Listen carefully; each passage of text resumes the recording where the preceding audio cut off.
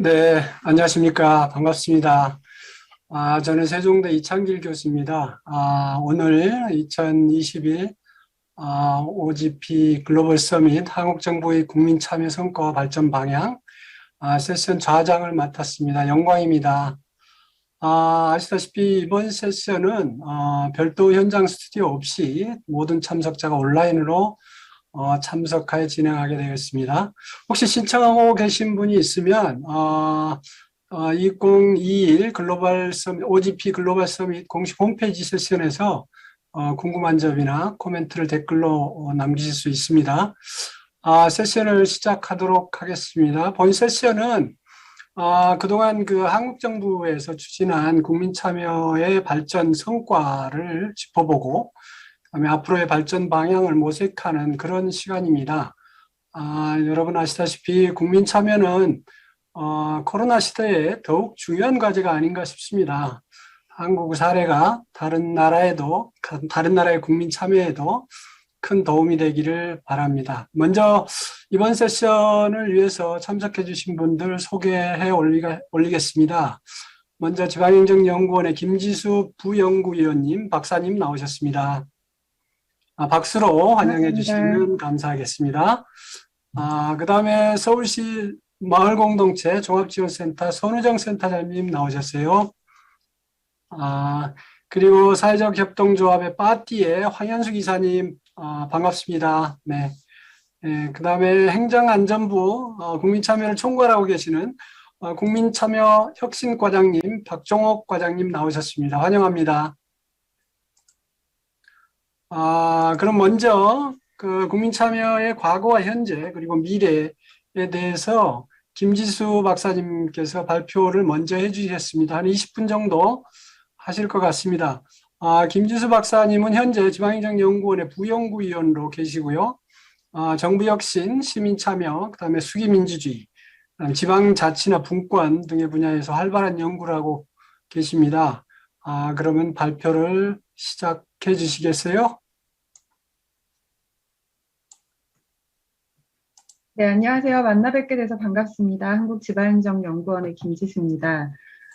오늘 제가 발표를 드릴 내용은 한국 정부의 국민참여 성과와 발전 방향에 관해서 그동안 제가 해왔던 여러 가지 연구 결과들을 종합해서 발표 드리는 겁니다.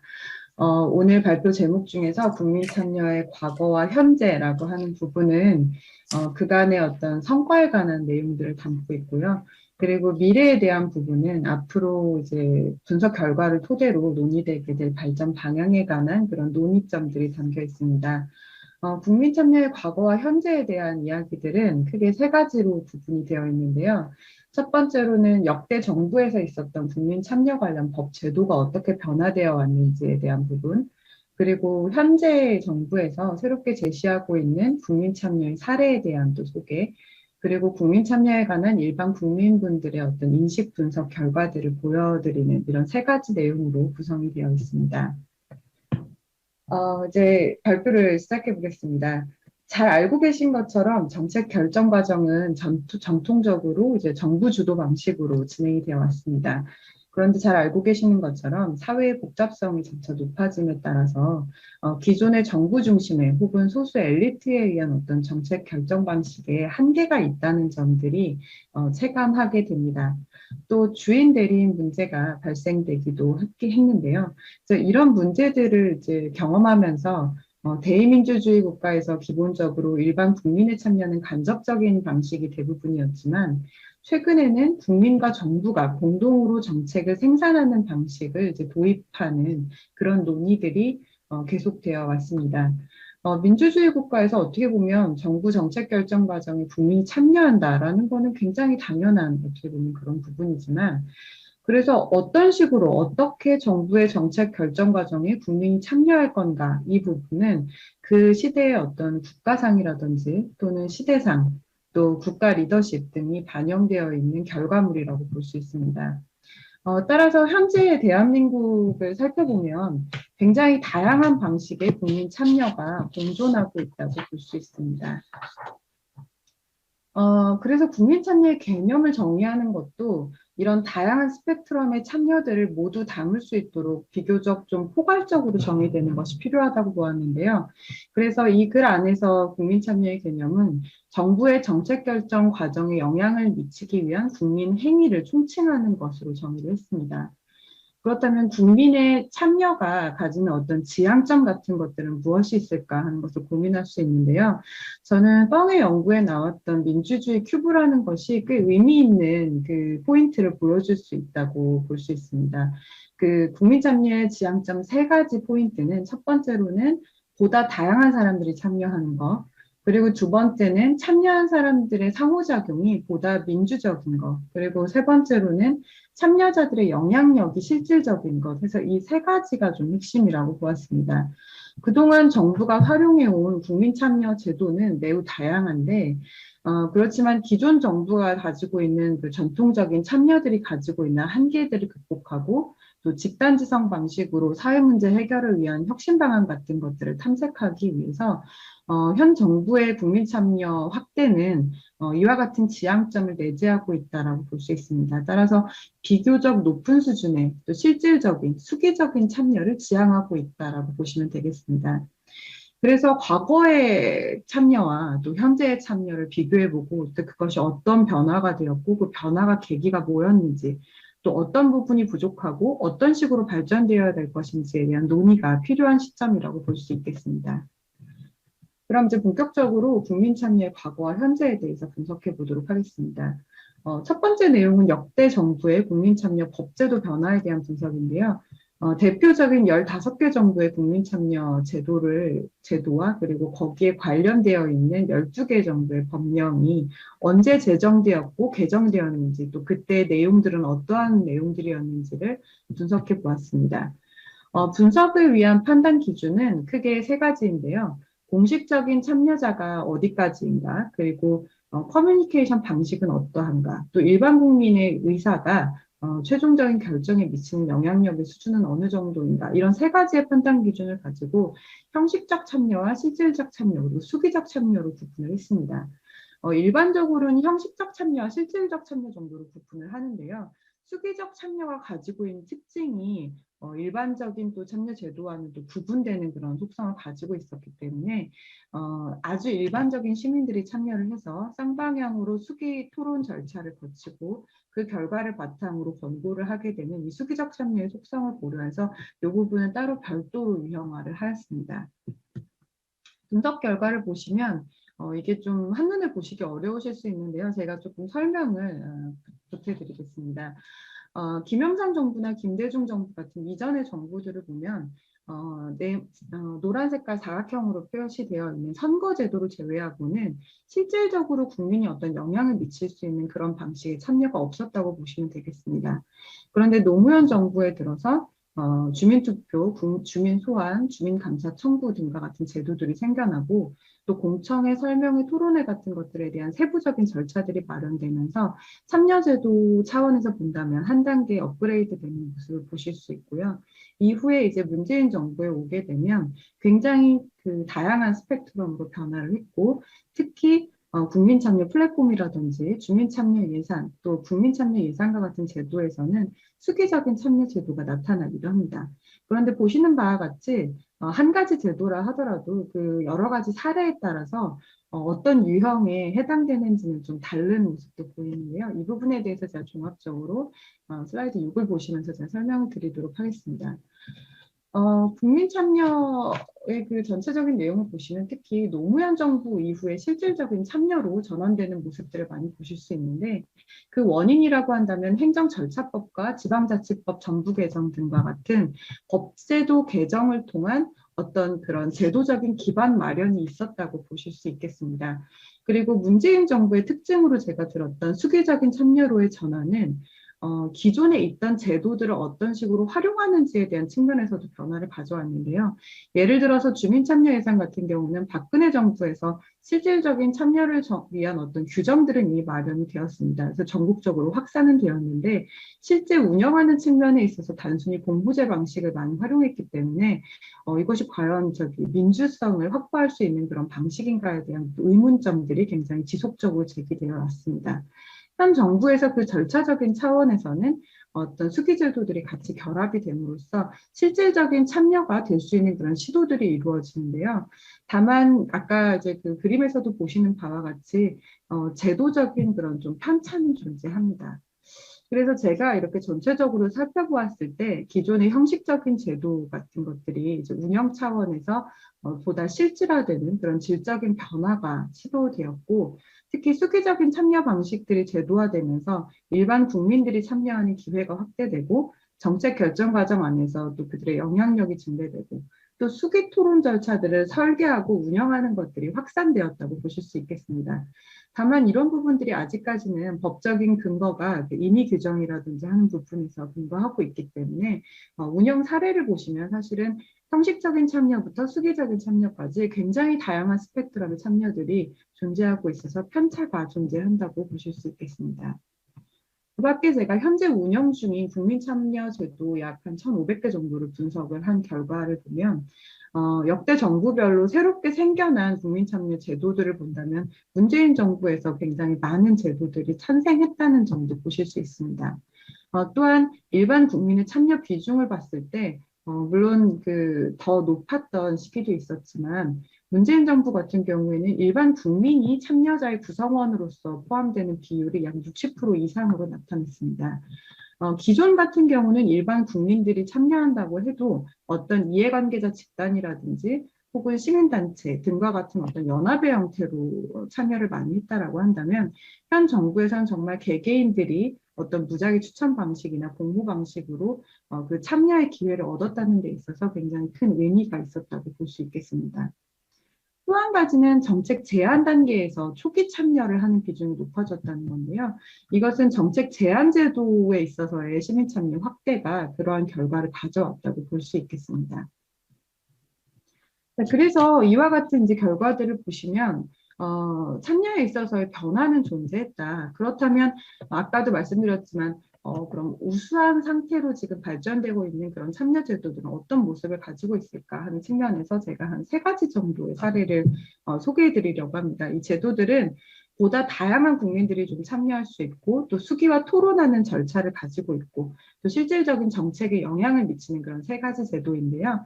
광화문 일반과 플랫폼과 서로 다 좀 연결이 되어 있습니다. 그리고 또 하나는 이제 국민 참여 예산이 조금 다른 이제 결을 가지고 있다고 볼 수 있습니다.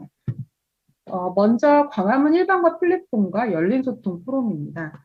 플랫폼 안에 있는 내용들을 다양하게 보실 수 있는데 이 광화문 일관과 플랫폼 자체가 국민 참여에 관한 종합적인 플랫폼이라고 볼 수 있기 때문에 그중에 몇 가지 좀 의미 있는 부분들을 제가 소개하는 것으로 그 내용을 하도록 하겠습니다.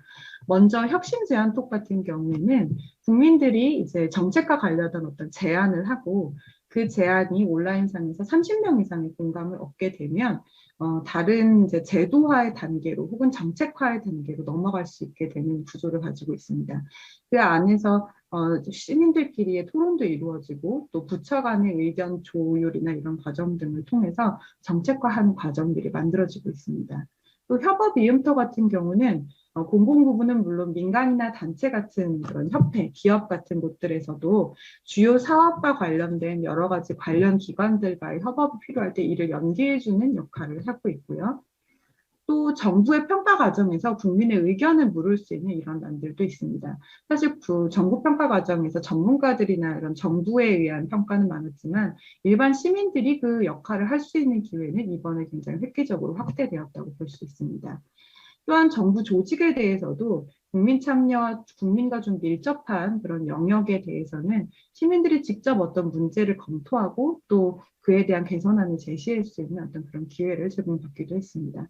또 도전한국과 같이 어떤 사회 문제에 대해서 일반 국민들이 참여해서 어떤 대안을 개발하는 그런 또 집단지성의 방법들도 이 안에서 활용이 됐다고 보실 수 있겠습니다. 사실 광화문 1번가에서 가장 의미가 있었던 변화는 이 열린 소통 포럼에 있다고 보았는데요. 총 한 2018년부터 2021년까지 총 58회 정도의 포럼을 운영했었고, 약 1만 명 이상의 국민들이 참여하고 226개의 정책 제안을 발굴하고 그 안에서 173개가 정책에 반영되는 등 굉장히 높은 수준의 정책 반영률이 나타나기도 했습니다. 최초의 주제 선정부터 어떤 숙성 과정, 그리고 어떤 정책화가 되는 전반적인 과정들이 공개되기도 했고, 그 안에서 사회적인 논의가 굉장히 활발하게 이루어졌습니다. 특히 또 코로나 시점과 맞물리면서 온라인상에서의 또 소통 부분도 굉장히 강조되기도 했습니다. 다음으로 정부혁신 국민포럼 같은 경우에는 지속 가능한 정부 혁신을 위해서 크게 두 가지 축을 구성을 하게 되는데요. 하나는 이제 국민이 참여할 수 있는 온라인 플랫폼을 활용하는 것이고, 다른 하나는 이 제안들을 이제 정책화할 수 있는 또 민간 합동 범정부 협력 체계를 운영하는 것이었습니다. 이 두 가지를 결합함으로써 총 한 100여 건 정도의 국민 제안이 정책화되었고요. 그 안에서 이제 국민이 어떻게 그 아주 초기적인 제안을 정책으로 발전시킬 수 있는지에 대한 어떤 프로세스와 또 협력 체계 같은 것들이 운영되었다고 보실 수 있겠습니다. 마지막으로 국민참여 예산 같은 경우는 국민이 예산 사업을 제안하고 심사하고 우선순위를 정하는 과정에 전반적으로 참여할 수 있는 것이었는데요. 그 방식은 두 가지로 구성되어 있습니다. 하나는 국민이 직접적으로 사업을 제안해서 그 사업에 참여해가는 구조이고요. 또 하나는 이제 정부에서 필요로 하다라고 생각되는 어떤 주요 재정 사업과 관련해서 어떻게 운영할 것인지에 대한 부분을 국민의 의견을 수렴을 해서 가는 이런 방식의 두 가지 유형이 있었습니다.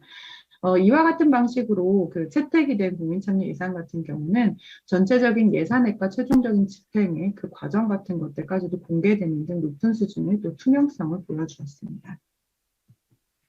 이와 같은 이제 사례들을 보면 상당히 발전된 모습을 많이 이제 볼 수 있는데요. 제가 일반 국민 1000명 정도에게 온라인 설문조사를 해서 이 국민 참여에 대한 그 인식을 분석했던 적이 있었습니다.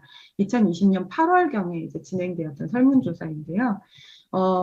보시면 아실 수 있듯이 최근 3년간 일반 국민들이 체감하는 어떤 참여에 대한 의지가 굉장히 긍정적인 편으로 변했다는 것을 아실 수 있습니다.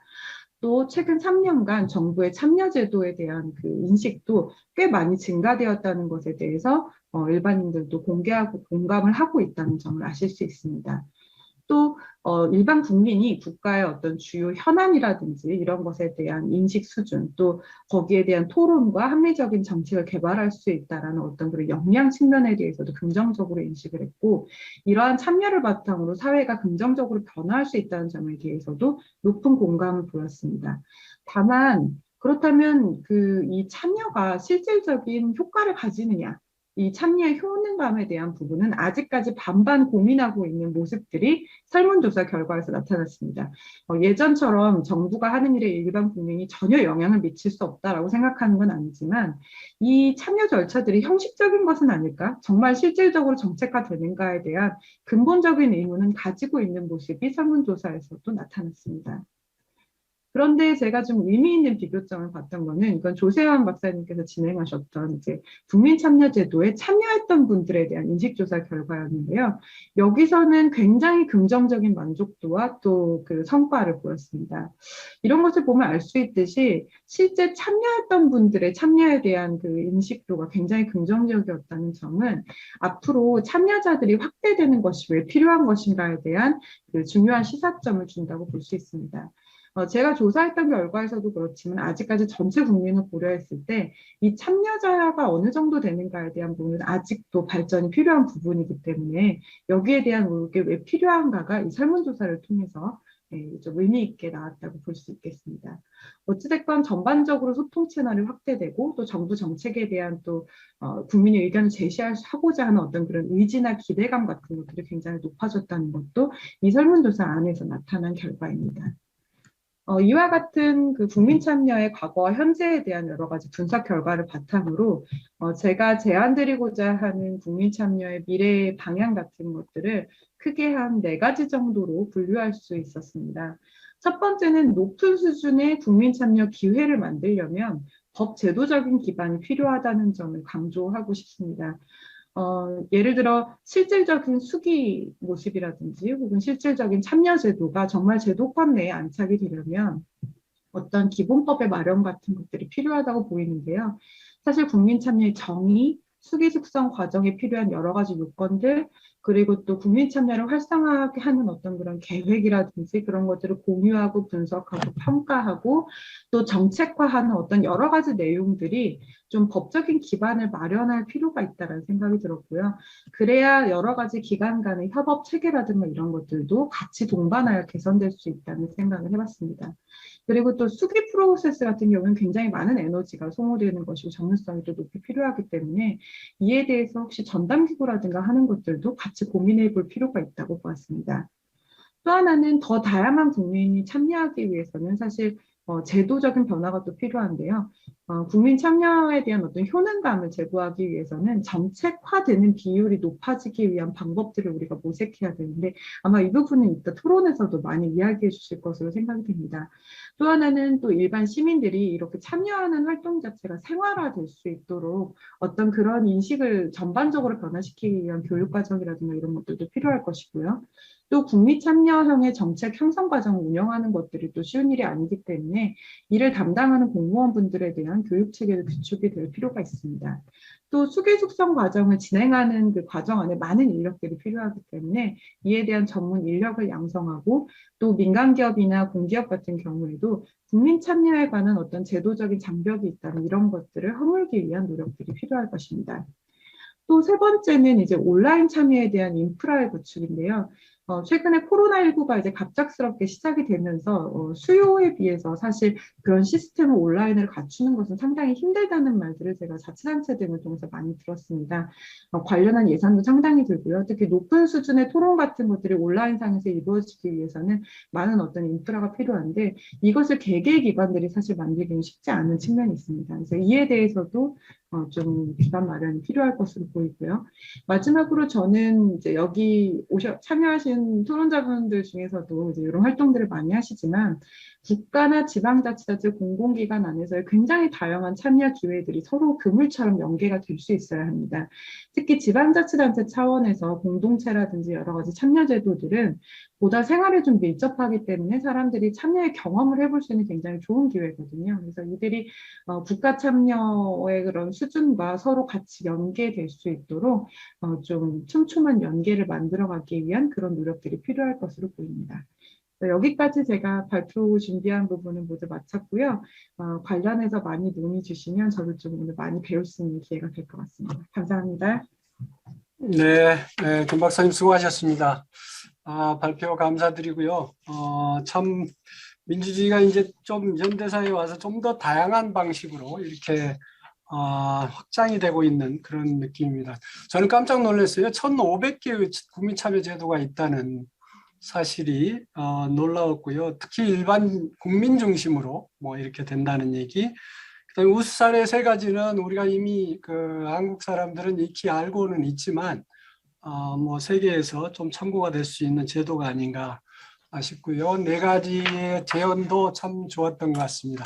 지금부터 아마 패널 분들의 그 의견을 나눠보는 시간으로 하겠습니다. 먼저 그 서울특별시의 그 마을공동체 종합지원센터 손우정 센터장님 의견을 먼저 들어볼까요? 네. 네, 잘 들었습니다. 지금 시간이 많이 없기 때문에 그 앞에 김지 선생님 발표하신 내용에 대해서 요약할 필요는 없을 것 같고 전반적으로 뭐 동의할 수밖에 없고 좋은 정보인 것 같습니다. 다만 그 참여 유형 구분한 거는 약간 저는 조금 다르게 구분하는 게 좋을 것 같다고 하는데 그거는 뭐 크게 이슈는 아니고 지금 문재인 정부가 그 국정운영 5개년 계획을 발표하면서 지금을 국민의 시대로 규정을 하면서 다양한 수기적 프로그램을 많이 나왔잖아요. 그리고 이게 결정적으로 확산한 게 신고리 569기 공론조사인 것 같거든요. 근데 그거에 대한 설왕설래는 많지만 가장 중요한 거는 수기적인 국민 참여가 실행 가능하다, 제도적으로 가능하다라는 걸 전면적으로 보여주면서 이게 일종의 시민사회 정부의 하나의 유행처럼 번져 갔던 것 같습니다. 근데 이게 코로나 팬데믹만 아니었으면 좀 더 상당히 다양한 유형과 많은 국민 참여 제도들이 많이 나타났을 것 같아요. 근데 물론 코로나 때문에 온라인으로 많이 확장되면서 새로운 실험이 진행되는 것도 있지만 사실은 많이 위축되고 있는 것도 현실이거든요. 그러니까 저희가 이런 시기에 조금 국민 참여를 한 단계 높이기 위한 다양한 점검과 토론과 대안 마련이 필요한 것 같고요.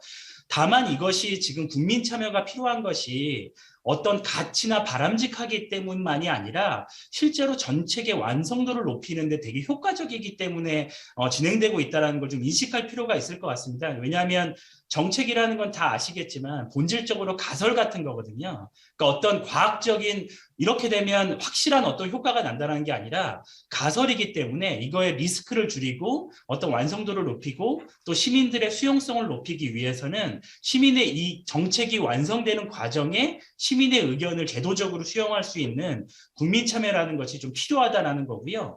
다만 이것은 어떤 유형, 그러니까 뭐 예를 들면 투표로 하느냐, 그냥 단순 선호를 모으느냐, 수기를 하느냐 이런 것도 중요하지만 어떤 의제를 통해서 국민들이 참여할 수 있는가, 권한을 어디까지 보장하는가가 조금 더 중요하고 결정적인 문제인 것 같아서 여기에 대해서 간략하게 좀 말씀드리려고 합니다. 그래서 국민 참여 유형이라는 건 아까 이제 김주 선생님은 또 다른 유형으로 구분해 보셨지만 크게 성격으로 보면 어떤 의견을 구하는 아이디어를 구하는 유형이 있을 것 같고요. 여러 가지 이견이나 갈등이 있는 것을 좀 합의를 만드는 과정으로도 할 수 있고 쟁점이 되는데 불가피하게 하나를 선택하는 과정, 신고리 오류크기 같은 경우에 그런 유형이죠. 근데 이렇게 구분할 수 있는데 대부분의 지금 국민 참여, 특히 정부에서 추진되고 있는 거는 아이디어나 정책 의견을 수렴하는 것으로 많이 치중돼 있어요. 근데 왜 그러냐면 이게 가장 리스크가 적기 때문이거든요. 그러니까 국민들이 낸 의견에 따라서 가장 위험 부담이 적기 때문에 이 유형의 참여가 상당히 많습니다. 근데 이 유형이 의미가 없느냐? 그건 아닙니다. 그러니까 다양한 좋은 아이디어와 여러 가지 문제점을 파악할 수 있기도 하지만 또 다른 한편으로 보면 굳이 국민 참여를 모으지 않아도 민원이나 이런 걸 통해서 확인할 수 있는 내용들도 상당 부분을 차지하고 있다는 게 문제라는 거죠. 그래서 지금 국민 참여가 이런 유형으로 되고 있다는 게 문제라기보다는 좀 더 갈등 사안에 대해서 합의를 만들거나 쟁점 사항에 대해서 선택을 하는 유형의 국민 참여 유형으로 적극적으로 한 단계 나아갈 필요가 있다라고 생각을 합니다. 근데 그렇게 된다면 이게 효능감이랑 관련된 문제에서 아까 그 김지 선생님 발표했던 여론조사도 비슷할 것 같아요. 그러니까 실질적으로 갈등이나 쟁점을 선택해야 하는 상황에 국민 참여가 활성화되지 못했기 때문에 효능감에 대해서 약간은 부족하게 느끼고 있지 않은가라는 생각이 들고 만약에 우리가 다음 단계로 나아간다면 반드시 나타나는 게 대표성 문제가 나타나거든요.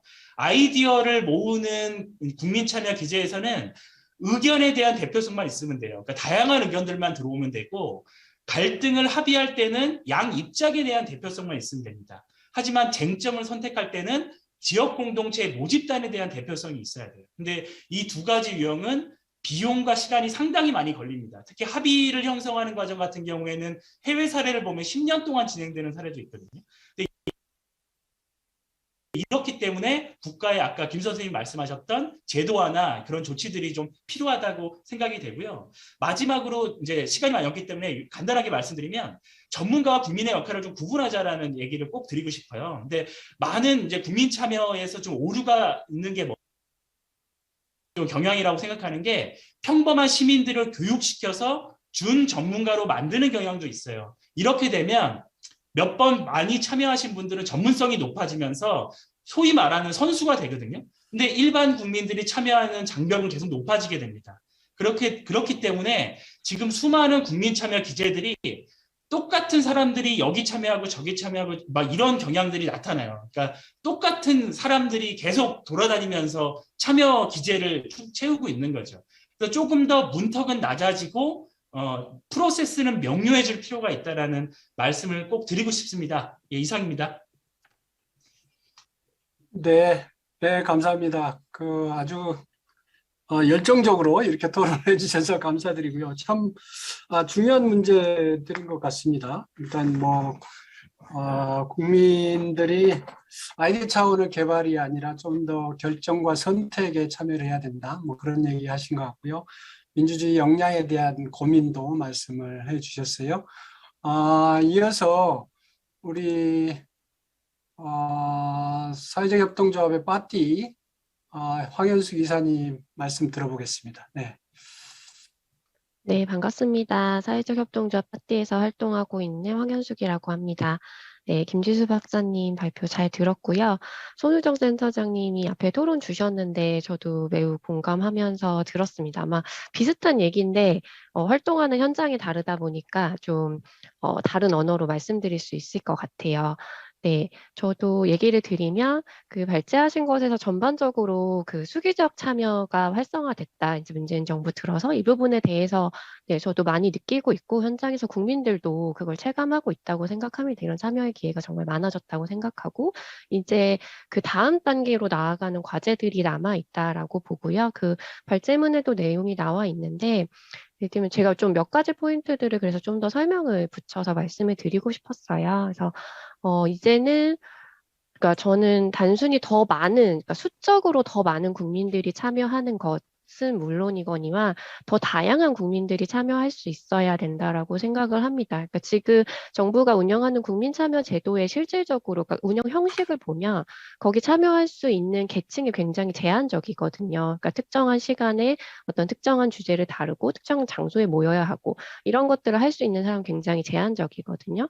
그렇기 때문에 우리가 어떤 국민참여 제도를 만든다고 할 때 그 제도에 꼭 참여해야 되는 사람들이 누군지를 설계를 하고 그들이 참여할 수 있는 방식으로 이 사업이 진행이 돼야 되는데 아직은 좀 그런 유형의 다양화나 이 참여자들을 구체적으로 생각하는 이런 것들은 부족한 것 같습니다. 그리고 저는 이 제도가 그래서 활성화되기 위해서는 이제 말씀하신 걸로 정책화 비율이 높아져야 된다. 이것이 실질적인 효능감을 높여주는 데 기능을 할 것이다라고 말씀을 한데 공감을 하고요. 네, 여기 덧붙이자면 그것이 어떤 유일한 기준이 되기는 좀 어렵다. 그리고 정책화 비율을 높인다라고 하는 것이 현장에서는 되게 다른 방식으로 작동할 수 있다라고 생각을 해요. 그러니까 이게 지금 현실은 국민들이 내는 참여하는 것은 아주 간단한 아이디어 또는 초기 의견 수렴 정도인데 그게 정책에 반영이 되려면 그 중간 과정들이 굉장히 많이 필요하지 않습니까? 아까 발제하실 때 이제 열린 소통 포럼 사례로 얘기를 주셨는데 저희가 그 열린소통 포럼을 운영하고 있는데 파티가 예를 들면 어떤 뭐 기후위기 주제로 탈플라스틱 주제로 국민들하고 토론을 엽니다. 그래서 의견을 받으면 이 의견은 굉장히 그 층위가 아주 뭐 일상적으로 개인이 할 수 있는 것부터 법을 바꾸는 것까지 다양한 층위들이 있고 내용도 굉장히 다릅니다. 그럼 이것을 실행 가능한 형태로 이제 정책으로 그러니까 부처들이 가지고 가서 실행할 수 있는 형태로 다듬어지는 이런 과정들이 필요하기 때문에 이제 여러 부처들이 모여서 협의를 하고 다듬고 이런 과정들을 거치게 되는데요. 이게 좀 아직 저희가 경험이 없고 유형이 많이 없다. 그래서 정책화 비율을 높인다고 할 때 그런 그 정책화를 누가 할 것인가, 어떻게 할 것인가. 아까 손우정 센터장님 앞에서 말씀 주신 것처럼 전문가들이 해야 할 역할과 국민에게 해야 할 역할이 좀 다르다. 그리고 그것이 조정이 돼야 된다 말씀 주신데 저도 공감하면서 이 얘기를 드리고 싶었습니다. 그러니까 지금 국민참여제도 사업들을 보면 굉장히 극단적이에요. 아주 기초적인 의견 수렴만 하고 가벼운 의견 수렴 정도만 하거나 아니면 리빙랩이나 어떤 공모 사업처럼 프로젝트 실행 비용을 주고 굉장히 짧은 기간에 굉장히 적은 비용으로 문제 해결까지 이제 완성하기를 바라는 이런 되게 양극단에 있는데 이 중간에 이제 여러 단위들이 협력해서 실제 이 국민이 참여한 것들이 제도를 변화시킬 수 있는 것들을 만들어내는 과정들이 좀 더 만들어져야 된다고 생각을 합니다. 그리고 그 다양한 국민의 참여를 만들기 위해서는 이 부분에서 이제 온라인뿐만 아니라 오프라인하고 양쪽이 병행돼야 되는 것들이 충분히 고려가 돼야 된다고 생각을 합니다. 지금 코로나 때문에 이제 오프라인 현장이 굉장히 위축이 되고 있는데, 저는 이 양쪽이 병행이 돼야 된다고 생각을 하거든요. 완전히 온라인일 수도 없고 완전히 오프라인일 수도 없다. 그리고 이것이 코로나가 종식된다고 해도 다시 이전처럼 오프라인 중심으로만 돌아가서는 국민참여 제도가 확산되기 어렵습니다. 사실 우리가 대의제 민주주의를 하는 이유는 뭐 여러 가지가 있지만 결국 같은 시간에 같은 의제로 절대 다수의 어떤 인원이 참여하는데 한계가 있기 때문에 선택하게 되는 제도들이 있는데 그런 의미에서 이 어떤 국민 참여 제도의 유형에 따라서 온라인과 오프라인이 적절하게 좀 고려가 돼야 된다라는 생각이 들고요. 지금 상황에서 또 하나 더 고려돼야 할 것은 사실 국민 참여의 방식뿐만이 아니라 이 국민 참여가 된 그 다음 의견을 수렴하고 그것을 정책화하는 과정들 그 부분에 있어서 공공혁신이라고 하는 것들이 필요할 것 같아요. 이게 기관 간 협력일 수도 있고요. 뭐 지자체와 중앙정부 간의 협력일 수도 있고 그런 것들이 되기 위해서 오프라인에서 모임하고 어떤 활동하는 것만으로 그게 연결되고 확산되기 어렵거든요. 그래서 우리가 국민참여제도를 통해서 모은 어떤 의견이나 결정들이 데이터로 공유가 되고 그것이 이제 협력을 해야 되는 다양한 기관 간에 이렇게 이어질 수 있도록 그런 시스템을 만드는 것도 필요할 것 같습니다. 그리고 짧게 덧붙이자면 이제 지금 코로나 때문에 더 부각이 된 부분인데 국가 차원에서 이 온라인 인프라 구축이 필요하다 이야기 주셨고 저도 공감을 합니다. 뭐 저희가 오늘 줌이라는 시스템을 쓰고 있기도 하는데 이런 시스템을 사실 지자체나 작은 부처들이 담당하는 건 어렵습니다. 근데 현장을 보면요. 구에서 화상회의 시스템을 만드는 그런 사업들도 지금 진행이 되고 있거든요. 근데 저는 좀 이런 건 사실은 낭비라고 보고 좀 더 효과적으로 국가 차원에서 이런 공적 자원을 투입해서 디지털 플랫폼들을 만들고 지원할 수는 있는데 거기서 지켜야 될 것은 이것이 좀 오픈 소스로 만들어진다든지, 그러니까 특정 기관이 만들어서 예를 들면 어떤 땡땡구가 만들어서 우리 그만 쓴다 이렇게 갈 수 있는 문제가 아니라고 보거든요. 그건 낭비이기 때문에 그런 것들을 좀 중앙 차원에서 파악하고 연결하고 공동으로 뭔가 만들어내는 이런 것들이 필요하다라는 생각이 듭니다. 네. 그리고 저도 하나 더 제안 드리고 싶은 건 우리가 다음 단계로 나아가기 위해서는 단일 정책이나 단일 사안에 대한 논의를 넘어서서 중장기적으로 국민하고 어떤 중요한 의제들을 논의하고 협의점을 만들어 나가는 과정들이 필요하다. 제가 사례까지 구체적으로 말씀드리긴 어렵겠지만 뭐 예를 들면 독일 노동사점령 같이 이제 공론화를 몇 년에 걸쳐서 했던 것들이나 지금 기후위기와 관련해서 뭐 세계 시민회의 같은 것들이 진행되기도 하는데 한국에서도 그런 시도들 중장기적으로 우리가 해결해야 될 과제들 그러니까 이건 6개월, 1년짜리 프로젝트로 답을 찾을 수 있는 문제가 아니거든요. 이제 그런 것들에 대해서 같이 논의하는 그런 국민참여 제도가 만들어지면 하는 바람이 있습니다. 네, 이상입니다. 네, 수고하셨습니다. 참 좋은 얘기들이 많이 나오는 것 같아요. 그러니까 일단 양적으로 좀 확대된 건 진짜 사실인데 좀 질적으로 변화가 좀 필요하다, 다양화돼야 된다, 뭐 그런 얘기를 해주신 것 같아요. 이따 논의를 조금 할 때 저는 그런 것도 좀 궁금해요. 그냥 논의만 하는 건지 논의의 결론을 어떤 식으로, 어떤 방식으로 결정을 하는 건지, 투표를 하는 건지, 아니면 뭐 다수결로 하는 건지, 뭐 그런 구체적인 결론 도출 방식에 대한 얘기도 같이 하면 좋을 것 같습니다. 마지막으로 국민참여 제도를 총괄하시는 국민행정안전부의 국민참여혁신과장님 박종옥 과장님의 말씀을 듣겠습니다. 네. 네, 안녕하십니까. 행정안전부 국민참여혁신과장 박종옥입니다. 먼저 이제 역대 정부의 국민참여 법 제도 변화와 문재인 정부의 주요 국민참여 사업의 성과에 더해 국민참여의 미래 방향까지 포괄하는 발제를 해주신 김지수 박사님께 감사의 말씀을 드립니다. 이번 정부에서 국민참여의 폭과 깊이가 모두 획기적으로 늘었다는 점은 관련 전문가분들이 대체로 공감하는 부분이었는데 이렇게 체계적 모형을 통해서 객관적 성과로 이렇게 제시해 주셔서 감사해 드립니다. 한국 정부의 국민참여 발전 성과를 OGP 글로벌 서밋에 참여한 다른 회원국들과 공유하고 더 나아가 정부가 향후 국민참여 활성화 정책의 방향을 설정하는 데 큰 도움이 되는 발제였다고 생각합니다. 여기에 더해 손우정 센터장님이 국민참여의 또 다른 측면인 공론화 프로세스의 중요성에 대해서 좀 강조해 주셨는데요. 현재 뭐 제안이나 의견 수렴 같은 방식뿐만 아니라 갈등 사안이나 쟁점 사안에 대한 합의 이것에 대한 또 참여를 좀 더 강화해야 된다는 말씀 충분히 공감을 합니다. 그리고 전문가와 국민의 역할을 좀 구분해서 국민이 좀 큰 방향을 설정하고 전문가는 그건 실행할 수 있는 그 담보 방안을 좀 하는 것들이 역할 부분이 필요하다. 그리고 항상 그 참여에는 대표성이 중요하기 때문에 다양한 사람이 참여할 수 있도록 참여의 문턱을 좀 낮춰달라는 말씀들 다 공감하는 바입니다. 그리고 황 이사님께서 더 말씀 마찬가지로 지금 현재 좀 많이 참여가 활성화돼 있지만은 좀 계층이 제한적일 수밖에 없다. 뭐 활동하는 시간이나 이에 따라서 주 타겟이 주로 참여해야 할 대상이 수월하게 참여할 수 있도록 그 참여의 문턱을 낮춰달라는 말씀 좀 동감하고요.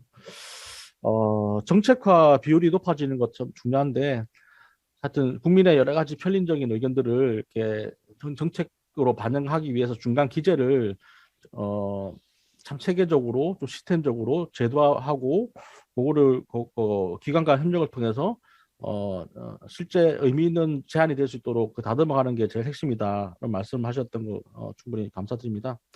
그리고 저도 이제 항상 느끼는 건데 이런 하나하나 좀 작은 이슈뿐만 아니라 국가의 중장기적 방향에 대해서 사회적 좀 합의를 이루고 콘센서스를 이루어가는 좀 중장기적인 사회적 협의 기구나 협의 제도도 꼭 필요한 거 아니냐 말씀하신 거 많은 도움이 되었습니다. 저도 이제 그 말씀 다 동의하고 저는 이제 국민 참여 정책을 총괄하는 주무과장으로서 발제에서 소개되지 못한 좀 몇 가지 성과를 좀 더 소개해 드리겠습니다.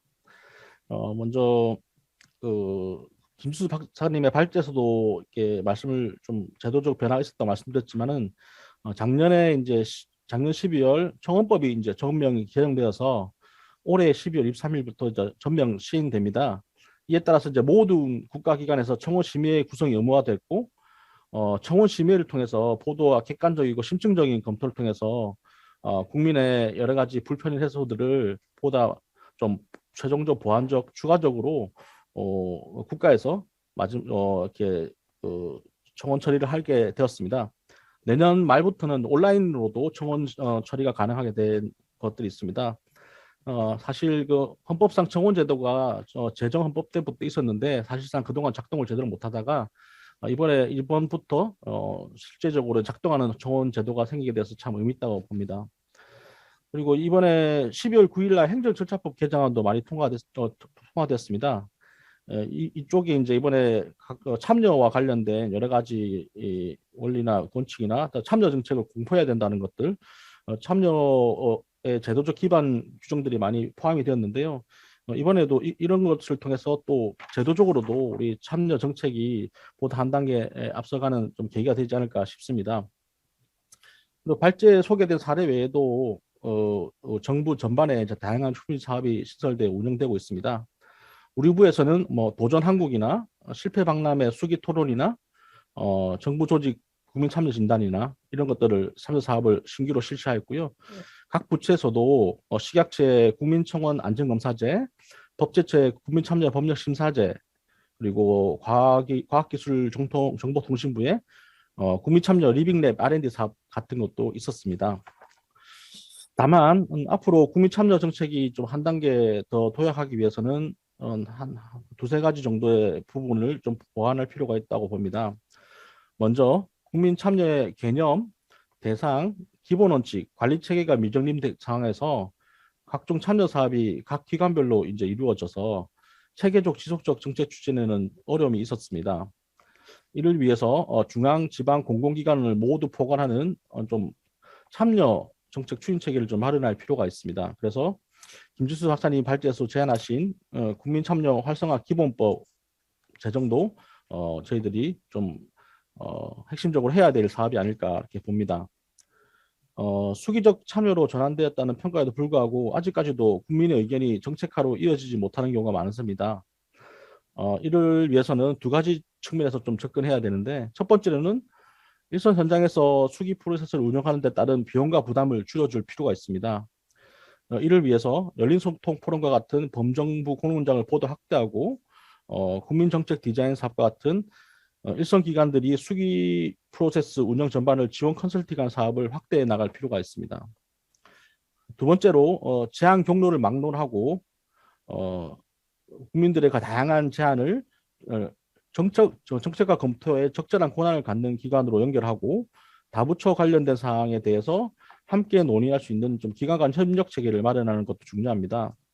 현재 정부혁신추진협의회가 일정 부분 이런 역할을 수행하고 있는데 앞으로 보다 또 제도화를 한다든지 강화할 필요가 있다고 봅니다. 이외에도 그 국민 참여 활성화와 발전을 위해 정부가 고민해야 하고 노력할 부분이 많습니다. 오늘 세션에서 전문가분들이 이게 말씀하셨던 것들이 많은 도움이 될 거라고 봅니다. 다만 현실적으로 일선 현장의 참여 프로세스 운영이 좀 쉽지 않은 점도 사실이기 때문에 공공부문 내부에 공무원들이라든지 여러 공직자들의 공감과 지지를 확보해 나가는 것이 중요합니다. 이것들이 국민에 대한 효능감뿐만 아니라 실제 공무 일을 하고 있는 공직자들도 도움이 된다. 자기 일에도 도움이 되고 결과적으로는 우리한테도 효능감이 있는 것이 국민 참여라는 것을 모두 다 이제 공감할 수 있게 해야 되지 않을까 싶습니다. 네, 감사합니다. 네, 네, 감사합니다. 하여튼 충고를 하고 계셔서 전체적인 체계 뭐 이런 수기 비용까지 고려해서 말씀을 하신 것 같습니다. 저는 하여튼 뭐 지금 여러 가지 소개를 하셨는데 그 소개한 건 내용 중에서 우리가 모르는 게 많다 하는 생각이 들어요. 그런 저도 모르는데 일반 국민들은 더 모르겠죠 아마. 그래서 하여튼 참여 제도도 많은 홍보와 뭐 이런 과정이 좀 필요하지 않을까 이런 생각이 들고요. 혹시 김지수 박사님 뭐 간단하게 코멘트하고 다시 한번 돌아가서 또 마무리할 때 또 한번 마이크를 드리겠습니다만은 한번 지금 말씀하신 세 분 말씀에 간단히 코멘트 한번 해보실래요? 네네. 네, 일단은 이제 오늘 제가 발표는 어떻게 보면 이 제한 참여 제도를 중심으로 한 여러 가지 참여 제도들을 좀 정리하는 방향으로 제가 많이 발표를 드렸는데 말씀하셨던 이제 공론화라든가 하는 부분도 사실은 제가 원래 많이 연구를 하던 이제 영역 중에 하나입니다. 특히 이제 최근에 제가 온라인으로 공론화 진행되는 부분을 제가 위원으로도 참여를 해봤었는데 참 또 새로운 문제점들이 또 생기더라고요. 예를 들어 60대 이상이시거나 혹은 뭐 이렇게 디지털에 익숙치 않은 분들, 이런 분들을 이제 어떻게 참여시킬 것인가에 대한 이런 문제가 있고, 반대로 이제 오프라인으로 또 참여를 시킬 때는 그럼 직장인 분들이라든가 20, 30대 젊은 분들은 어떻게 참여시킬 것인가, 이런 것에 대한 이제 문제들이 있었던 것 같아요. 그래서 여러 가지 현실의 제약과 또 여러 이제 또 운영을 해보면서 겪게 되는 또 문제점들이 굉장히 많은데 그것들을 이제 앞으로 극복해 나가는 방안들을 굉장히 좀 디테일하게 설계해 나가는 게 이제는 필요한 시점이 아닐까 하는 생각이 들고요. 저는 다만 이제 제한 참여가 가지는 의미는 초기 참여로서의 가장 큰 의미가 있다고 봅니다. 그러니까 기존의 갈등이 이미 생긴 다음에 하게 되는 어떤 참여 같은 경우에는 사실 사회적 비용도 굉장히 많이 들고 결론이 나지 않는 경우가 굉장히 많거든요. 그래서 이런 제한 참여의 확대가 저는 그런 의미에서는 굉장히 큰 좀 사회적인 의미가 있지 않나 하는 생각을 해봤습니다. 네. 네, 감사합니다. 하여튼 뭐 제가 이렇게 이제 전체적으로 들어보니까 몇 가지 국민 참여와 관련돼서 우리가 좀 고민해야 될 부분들이 있는 것 같습니다. 제일 처음에 한 4가지 정도 제가 생각했는데 간단히 말씀드리면 먼저 누가 참여했냐, 참여하는 사람이 누구여야 되고 대표성을 어떻게 확보해야 되고 다수가 참여하는 게 좋은지 소수가 참여하는 게 좋은지 그다음에 지금 아까 그 센터장님 손 센터장님 말씀하셨는데 이게 뭐 국민이 참여하는데 국민이 잘 모를 수도 있고 그러면 그 속에서 시민단체는 어떤 역할을 해야 되고 뭐 이런 고민도 좀 되고요.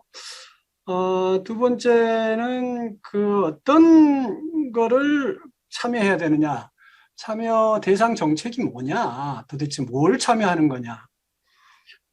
세 번째는 어느 단계에서 참여해야 되느냐 하는 게 있는 것 같습니다. 정책 형성 단계냐, 우리 이제 행정학에서 말하는 정책 형성 단계냐, 아니면 정책 결정 단계냐, 정책 평가 단계냐, 어느 단계에서 하는 게 가장 좋은지. 그 다음에 네 번째는 어떻게 참여를 하는 건지. 일반 사람들이 참여하는 방식을 잘 몰라요. 어디에 가서 뭘 참여해야 되는지. 한 이런 4가지 이슈가 있는 것 같습니다. 그래서 제일 하여튼 다양하게 말씀을 해주시되 우선 손 센터장님한테 질문을 드리고 싶은 게 정말 그 전문가하고 국민과의 관계 이거에 상당히 중요한 이슈를 제기해 주신 것 같아요. 근데 그 속에서 시민단체는 그럼 어떤 역할을 해야 되는 건지 좀 그게 좀 궁금해요. 네네. 네 가지 얘기하셔가지고 다 적고 있었는데 두 번만 물어보시나. 그러니까 되게 중요한 말씀이신 것 같은데, 근데 네. 저는 지금 예를 들면 쟁점을 선택하는 거나 갈등을 합의하는 거를 네. 행정이 못하는 이유가 리스크가 높기 때문이라고 생각하거든요. 근데 이제 그 우리 박종욱 과장님 공무원이시지만 공무원들이 제일 싫어하는 게 문제 생기는 거잖아요. 근데 이게 A라고 될 수도 있고 B라고 될 수 있는 결과를 알 수 없는 불확실성에 대한 공포가 공무원 사회에 내재하고 있다고 생각하거든요. 근데 이것도 사실 위험해요. 그러니까 대표성 문제나 어떻게 이렇게 정교하게 설계돼도 사실은 말이 나오고 불만이 나올 수밖에 없기 때문에 우리가 이런 것들을 시민사회에서 사실 민주주의라고 하는 거는 동일한 제도가 동일한 효과를 내는 게 아니라 그 공동체의 문화적 습성에 크게 좌우하잖아요. 그것처럼 그런 갈등을 다루고 합의를 형성하는 문화와 습성을 만들 필요가 있어요. 근데 이게 지금 시민사회에서는 민주시민교육이란 이름으로 진행되고 있거든요. 그래서 민주시민교육 프로그램을 보면 뭐 여러 가지 형식과 내용과 여러 가지 주제가 많은데 대부분 공론장 형식이나 이런 갈등을 다루는 형식을 상당히 특화해서 쓰고 있습니다. 그래서 이런 공론장 프로그램에서도 상당히 이슈가 갈등 이슈나 이제 합의나 이런 것들, 그러니까 행정이 해야 되지만 이런 것들을 시민사회에서 먼저 다뤄보면서 리스크도 줄여보고 이런 걸 다뤄보는 교육적 기능도 가지면서 습관도 만들고 이렇게 하는 것들이 필요할 것 같아요. 근데 재미있는 사실은 지금 주민자치회나 시민사회 공론장에서도 갈등의 소지가 있는 것을 회피하는 경향이 있다는 거예요. 네, 그러니까 안 다루려고 해요. 그러니까 예를 들면 자꾸 어떤 모호한 합의를 만드는 것이 바람직하다고 생각하는 경향이 시민사회에도 있어요. 그래서 명확하게 대립되는 갈등, 그러니까 이제 정치권에서 명확하게 정치인들이 막 싸우고 있는 갈등을 이 민주시민 교육 프로그램에서 잘 안 다루려고 합니다. 근데 이런 것들을 교육이라는 좀 특성을 발현해서 최대한 적극적으로 다루는 것들이 시민사회에서 좀 많이 이런 문화들을 많이 만들어야 되지 않을까 이렇게 생각하고 있습니다. 네, 네, 네. 아주 좋은 말씀입니다. 하여튼 그 시민사회 역할도 무시할 수는 없는 그 상황인 것 같습니다. 황 이사님, 혹시 아까 질적 다양화 얘기할 때, 좀 뭐랄까요? 아까 박 과장님이 말씀하셨는데 이제 중장기적인 과제도 참여 그 대상으로 하나 범위에 포함시켜야 된다. 뭐 이런 말씀을 하셨는데 지금 오히려 지금 손 센터장님은 현안이 진짜 국민들이 참여해서 결정해야 될 현안이 있는데 그거는 회피하는 또 경향이 있다. 이거 어떻게 해야 됩니까? 중장기 쪽이 강합니까? 아니면 현안 중심으로 가야 될까요? 뭐 어떤 내용으로 어떻게 해야 되죠, 이게? 제가 드리고 싶었던 말씀은, 사실 둘 다 하지 않고 있기 때문에 문제인 것 같습니다. 그래요? 네. 네, 그러니까 현안도 다루지 않고요. 안전한 주제를 선택하는 거죠. 토론을 해서 어떤 결론이 나와도 누구에게 피해가 가지 않을 수 있는. 사실 우리가 정치가 어렵고 어떤 정책을 결정하는 게 어려운 게 결국 이해관계가 대립되는 어떤 구조가 있는 것이고 그것을 조정해내는 게 사실은 공론장인데 지금 정부 공론장, 정부 국민참여 제도가 활동하고 있는 영역은 좀 안전한 영역을 선택하고 있죠. 네, 사실은 조금 더 깊게 들어가면 그 안에서도 갈등이 있지만 거기까지는 다루지 않는 방식. 그래서 제도 초기에 앞부분만 이야기를 하는 것이고 여기에 참여해본 국민들 그리고 여기서 활동하는 활동가들의 불만은 그래서 이제는 한 단계 더 나아가야 된다라는 맥락에서 이 두 가지가 다시 필요하다라고 말씀을 드리는 것 같아요. 그리고 저는 제가 이런 이제 그 토론회 같은 데서 일부러 중장기적인 토론이 필요하다 말씀을 드리는 거는 이제 우리가 공론화위원회라는 좀 대규모 국가적 실험을 한 거죠, 공론장을. 근데 그것도 사실은 한 가지 이슈, 사실은 한 2, 3개월의 토론으로 답을 내릴 수 없는, 사실 대입 그 제도 공론장 같은 경우 그게 어떻게 3개월, 6개월 안에 결론이 나오겠어요. 그러니까 좀 더 거시적으로 우리가 정말 바라는 한국 사회 미래상은 어떤 것인가부터 시작해서 아이들을 어떻게 교육시킬 것인가, 우리가 미래에 어떤 인재를 만들어낼 것인가 이런 논의들이 없는 상황에서 제도를 선택한다는 게 너무 어렵잖아요. 근데 이게 이제 사실은 행정이 그 예산을 쓰고 사업을 집행해야 하는 시기 안에 묶이다 보니까 저는 이게 개인의 잘못은 아니라고 봅니다만은 그런 의미에서 사실은 의사결정권자가 정말 우리가 뭐 3년 안에, 5년 안에 해결해야 할 과제에 대해서 계속 지속적으로 논의하는 장을 여는 게 필요하다라고 결정을 하고 아, 저희가 그런 장을 만들어내야 된다라는 의미에서 말씀을 드렸습니다. 네, 네. 뭐 하여튼 참, 현안도 해야 되겠고, 중장기 과제도 해야 되겠고, 좀 어렵습니다. 하여튼이. 박정욱 과장님은 혹시 아까 제가 문제 제기했던 정책 형성 과정과 그다음 결정 과정과 평가 과정. 지금 정부에서는 제도를 구축하고 운영을 할 때 주로 어느 포인트에다 주고 있나요? 어, 말씀을 드리자면 저희들은 가능하면 모든 과정에 있어서 그리고 다양한 분야의 참여를 다 넓히려고 합니다. 음, 형성은 뭐 당연히 공동 생산 같은 그런 형태에서부터 처음부터 설계부터 우리 과에서 하는 정책 국민 정책 디자인 대표적인 사업이죠. 그리고 평가에도 뭐 당연히 국민 심사제나 여러 가지 지금 평가 과정에서는 국민 참여에 제일 지금 활성화된 영역이고요. 중간에 집행 과정에서도 당연히 국민 참여가 필요하지 않을까 싶습니다. 네, 그리고 이거 뭐 약간 그 현안에 대해서 갈등과 관련돼서 이렇게 좀 참여가 뭐좀 정부나 행정기관에서 조금 포홀하지 않냐는 말씀이 있었는데 이제 저희들이 행정기관이지 않습니까? 그래서 사실 이게 갈등의 이꼬는 정치로 갈 가능성이 큽니다. 음, 그래서 음, 그거는 어느 정도 조금 분리가 될 수밖에 없는 태생적인 기관의 한계가 있습니다. 그래서 그런 면을 좀 이해를 해주시고 그런 것들은 의회나 이제 국회에서 하는 게 원래 맞지 않나는 게 저희들이 생각이고요.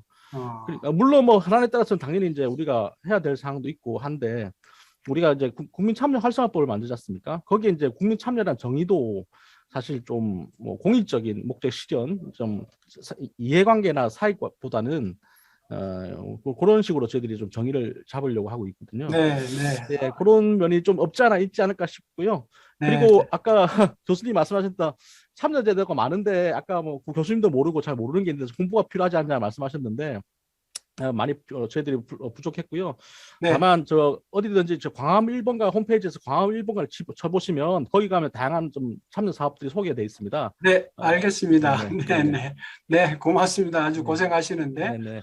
김 박사님, 혹시 뭐, 지금까지 이슈가 많이 있는데, 간단히, 뭐, 말씀해 주시면. 네. 네, 뭐 시간이 얼마 안 남아서 저는 말을 많이 했으니까요. 그래서 네. 오늘 사실 그 굉장히 처음에 이야기가 나올 수 있는 쟁점까지 되게 다양하게 이야기해 주신 것 같아서 사실은 이 세션이 끝나고 다시 한번 따로 만나뵀으면 좋겠다는 생각을 해봅니다. 오늘 감사합니다. 네. 네, 좋은 생각이네요. 하여튼 저도 뭐, 여러 가지 고민을 이제 이렇게 들으면서 하는 얘기인데, 어떤 의미에서는 몇 가지, 그러니까 우리가 생각하지 않았던 문제들이 막 발생을 하고 있는 것 같아요. 온라인 하면서, 지금 아까 대표성도 말씀하셨지만, 온라인 하면서 오히려 참여 과다의 문제가 이게 이슈가 될 수도 있겠다 하는 생각이 들어요. 아주 편향된 집단의 과다한 참여. 뭐 이거는 또 나름대로의 또그 정확한 그 공론화되지 않는 그런 가능성이 높기 때문에 그런 부분에 대해서도 좀 고민이 좀 필요할 것 같고요.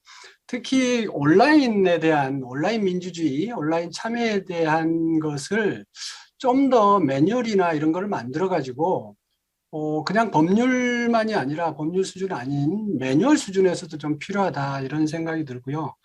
마지막으로 그 형식적인 참여, 실질적인 참여, 수기적인 참여를 이렇게 가고 있는데 우리가 진짜 그냥 형식적인 참여만 해오다가 이제부터는 정말 수기적인 참여를 중심으로 될 수 있도록 그다음에 온 국민이 자기 효능을 가지고 정책에 참여할 수 있도록 해주면 더욱 좋겠습니다. 오늘 발표자, 토론자 모두 감사합니다. 수고하셨습니다. 네, 감사합니다. 네. 네, 네.